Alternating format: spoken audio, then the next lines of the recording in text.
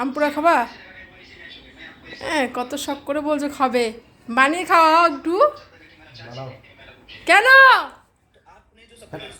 কেন বানাও না? বানা বানা। কি বাজে দেখো, বানায় না কিছু, খালি বসে থাকা, মোবাইল দেখা খালি সারাক্ষণ। তো আমি এখন বানাচ্ছি ওর জন্য আমের পোড়ার শরবত। তার জন্য আমি আগে গ্লাসটাকে ভালো করে ডেকোরেট করে নিচ্ছি। এখানে আম পুড়ছে, এখানে আমটাকে পেস্ট করে নিচ্ছি মিক্সিতে। এই আম, একটা কাঁচা লঙ্কাও পুড়িয়ে নিয়েছি, সাথে একটু চিনি, সাথে বিট নুন। এটাকে ভালো করে মিক্সিতে পেস্ট করে নিতে হবে। তো আমার আম পেস্ট হয়ে গেছে। এবার প্রত্যেকটা গ্লাসে 1 চামচ করে দিয়ে এটার সাথে ঠান্ডা জল মিক্স করব। এবার একটু জল মিক্স করে নিচ্ছি। এবার একটু আইস দিয়ে দিলাম। প্রত্যেকটা গ্লাসে একটা করে আইস দিয়ে দিলাম, আর একটা করে পুদিনা পাতা।